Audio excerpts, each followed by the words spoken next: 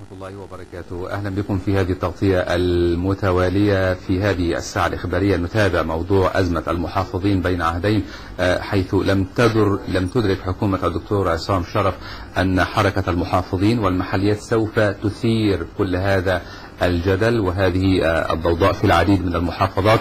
يعني وصلت الاحتجاجات في قنا إلى حد قطع السكك الحديدية، والتظاهر ما زال مستمر في كل من الإسكندرية والدقهلية. السبب كما يقول المتظاهرون أن النهج القديم في اختيار المحافظين الذي كان متبعا في عهد الرئيس السابق حسني مبارك هو ذات نفس النهج المستمر في مرحلة ما بعد الثورة وزوال النظام المستبد دون أدنى تغيير.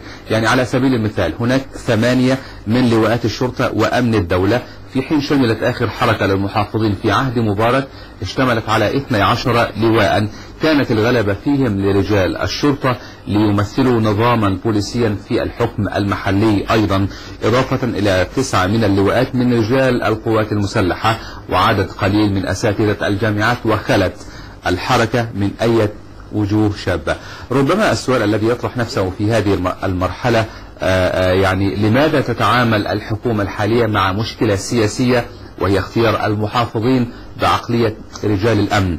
وإذا كان رئيس الدولة تم خلعه ويخضع حاليا للمساءلة القانونية، فما المشكلة في الاستجابة لإرادة الشعب في اختيار محافظ يلبي طموحاتهم؟ وما إمكانية أن يكون المحافظ بالانتخاب وليس بالتعيين؟ وما هي ملامح قانون الإدارة المحلية الجديد الذي أعلن عنه مؤخرا؟ وكيف يمكن القضاء على فساد المحليات الذي وصل إلى مستويات غير معقولة؟ على أي حال ضيوفي في الاستوديو الأستاذ عبد الحميد كمال أمين المحليات في حزب التجمع. أستاذ عبد الحميد أهلا بك. معي في الاستوديو أيضا الدكتور سمير عبد الوهاب مدير وحدة دعم السياسات اللامركزية في كلية الاقتصاد والعلوم السياسية. أهلا دكتور. أهلا بكم. يعني في البداية أستطلع رأي أستاذ عبد الحميد فيما يتعلق بطبيعة التعامل مع المشكلة. هل تتفق مع الرأي القائل بأن الحكومة الحالية ما زالت تتعامل بنفس المنطق القديم، مشكلة سياسية تعاملها معاملة أمنية؟ في الحقيقة أن الحكومة الحالية بتتعامل بالمنهج القديم في موضوع حركة المحافظين. أولا الملاحظ في أنه في 3 قسمات بيأكدوا النهج القديم. 1، الإعلان الدستوري الذي أعلن 62 مادة خلوا تماما من أي إشارة إلى المحليات أو إلى اللامركزية على الإطلاق.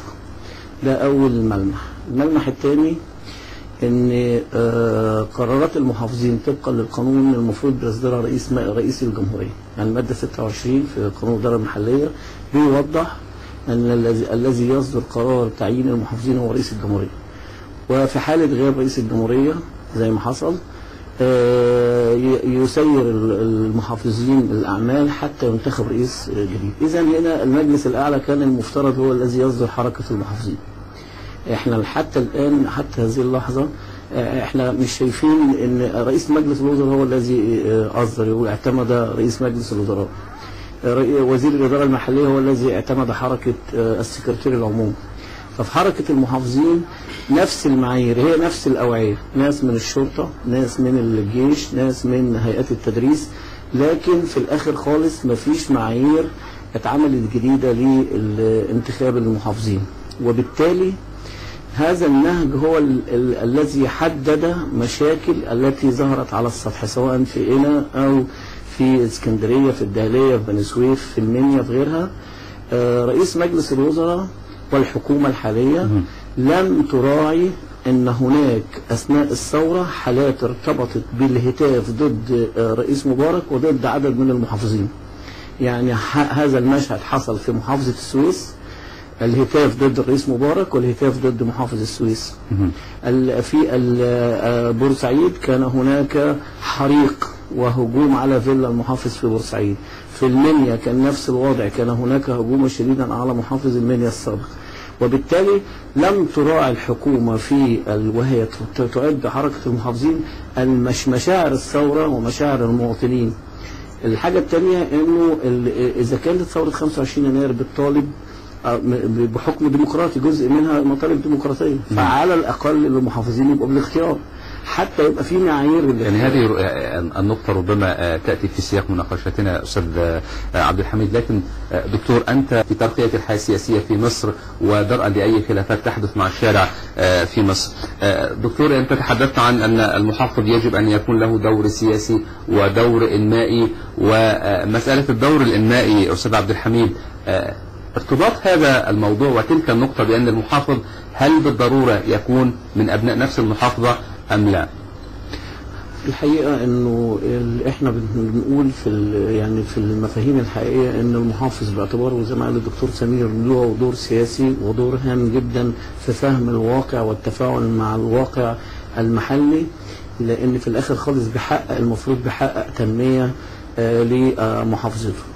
وبالتالي احنا بنقول ان المحافظ ايا كان دوره فلابد انه هذا المحافظ سواء بقى كان من ابناء المحافظة او من غير ابناء المحافظة، احنا يهمنا ان هذا المحافظ يكون كفاءة ويكون هو قادر على هذا الفهم، يبقى له معايير. يعني احنا كنا بنطالب في حزب التجمع واحد اولا المتابع لحركة المحافظين في مصر من فترة الرئيس مبارك من 81 لغاية آخر قرار أصدره الرئيس مبارك قبل التنحي بتعيين 3 محافظين.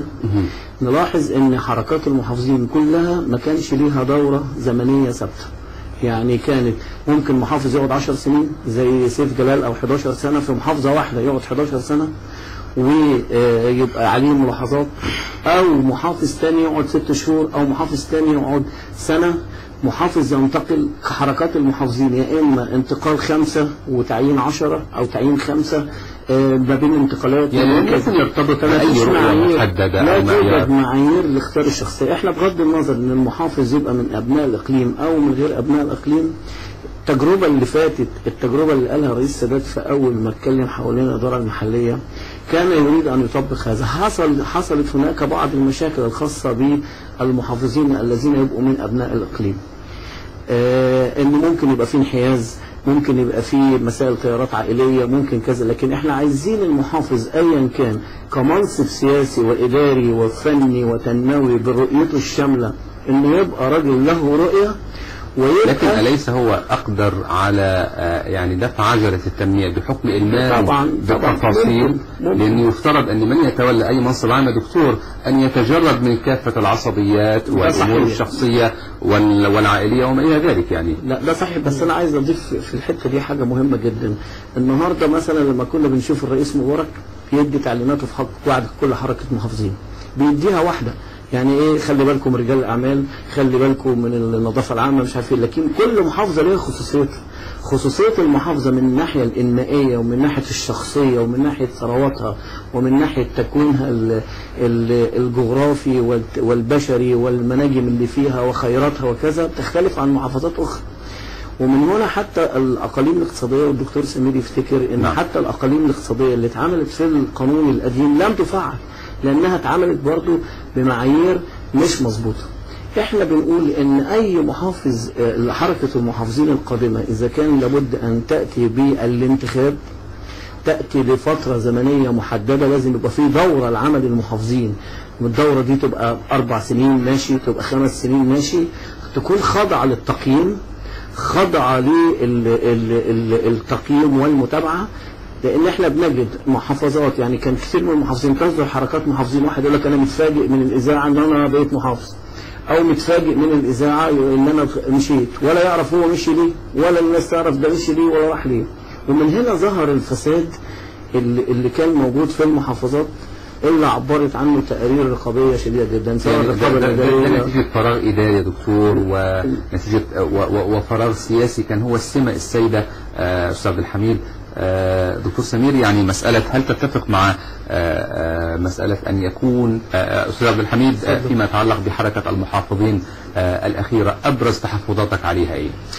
أبرز تحفظات إنه لم يراعي في حاجتين. المشهد الأولاني إن لأول مرة هو تقليد عمله الدكتور عصام شرف الدين، وده كويس إن لأنه لما كانوا المحافظين بيمشوا ما حدش بيقول لهم شكرا. فالمرة دي لما قال شكرا كان هناك تحفظات على عدد من المحافظين الساخنة، يعني في السويس كان هناك تحفظات، في زي ما قلت لسيادتك بورسعيد، في كتير من المحافظات. فلما حصل شكرا فسرت ان ده تكريم فده عمل ردود افعال سيئه جدا. يعني السويس عملت مثلا مظاهره امبارح حول هذا المشهد، ازاي محافظ عليه بلاغات من عدد من المحامين وعدد من النشطاء السياسيين، بلاغات للنائب العام ضد بعض التصرفات، وفي الاخر خالص انت بتقول له شكرا. هذا في اطار المجامله لم يراعى الحس اللي بيتكلم عليه الدكتور سمير. الحس السياسي مهم جدا عند راجل رئيس الوزراء او عند من يقوم بالعمل العام، عند محافظ، عند اي مسؤول. نعم. لابد ان يراعى هذا الحس السياسي. ده اول مشهد في المجامله، وده عمل ردود فعل سيئه جدا. الحاجه الثانيه انه مثلا تجربه زي هنا، مش بالضروره ان انت بتختار محافظ من هنا انه على انه مسلم او مسيحي. فالمعيار هنا معيار ما كانش فيه حس سياسي وما كانش فيه حسن اختيار، وليس بالضروره ان يكون احد ضباط الشرطه بالضبط، وهكذا. يعني ليس من هذه الاوعيه ولا بهذه الطريقه، وبالتالي ولا بنفس الطريقه او بتكررها، لانك انت لم تخضع اي تجربه للتقييم. يعني انت لم تقيم المحافظ السابق، وايضا المحافظ الجديد لم يقيم، ده اتخذ على موقف. وبالتالي ايا كانت الابعاد بقى، اذا كانت ليها رؤيه سياسيه فممكن تبقى مقبوله في التقييم المحافظ، لكن اذا كانت لها رؤيه دينيه وسلفيه وكذا وتعصبيه وكذا فده مرفوض تماما. يعني اسمح لي، ما يدور في فقهنا حاليا من رفض للمحافظ عماد ميخائيل، وايضا في الاسكندريه وفي محافظات اخرى. نعم، برأيك ما الحل؟ كيف المخرج بالنسبة لرئيس الوزراء، خاصة وأن هناك إصرار على مواصلة الاعتصام إلى حين تغيير المحافظ الجديد، وهناك تقريبا يعني رفض حكومي لأن يكون هناك ضغط عليهم؟ والله المسألة ما بتتحلش بكده، مفيش حاجة اسمها لو الدراع. يعني في تجربة سابقة قبل كده مع وزير المالية الأسبق والضرائب العقارية، ولا ما حدش بيقول له دراع. الموضوع لا له دراع ولا موضوع إيرادات ضد إيراد. يعني مش الحكومة دي حكومة مصرية وده شعب مصر، فأنت من الفطانة ومن الذكاء ومن اللياقة إذا ما كنتش خدت خطوة في الاختيار الصحيح، ايه المشكلة ان انا اعيد هذا الموضوع، اعيده برؤية اخرى، لانه ليس الموضوع موضوع سياسي. بدأ سياسي ثم بعد كده خد اشكال اخرى سيئة، سواء اذا كانت دينية او فيها نوع من التعصب او كذا، وده افرازات مجتمع.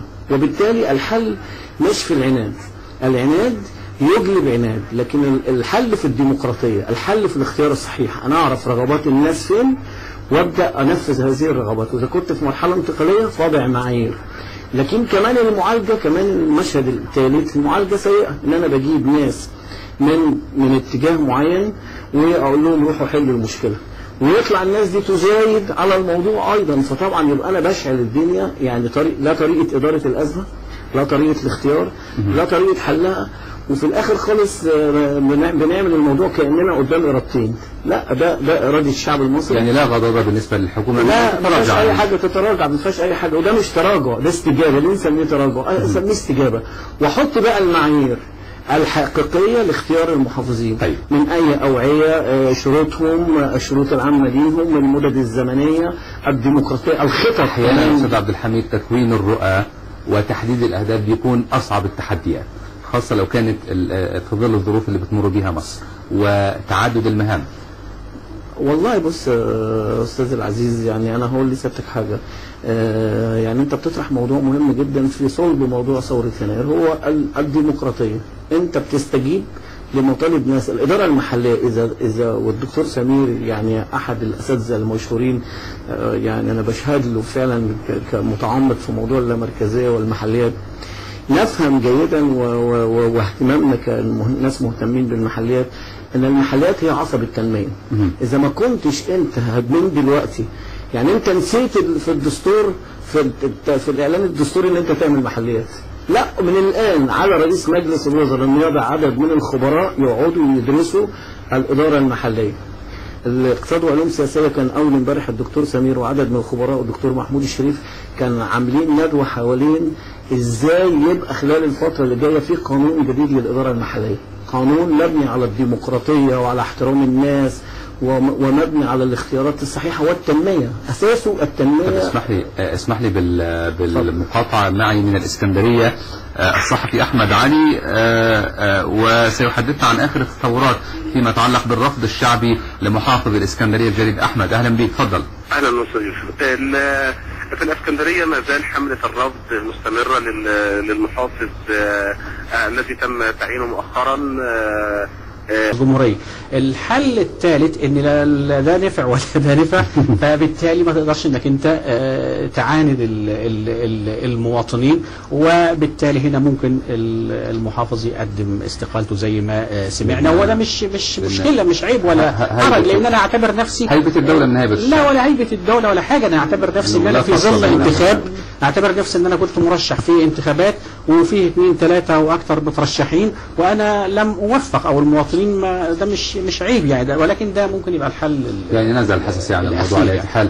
شكرا جزيلا لك دكتور سمير عبد الوهاب، مدير وحده دعم السياسات اللامركزيه بكليه الاقتصاد والعلوم السياسيه جامعه القاهره. شكرا دكتور.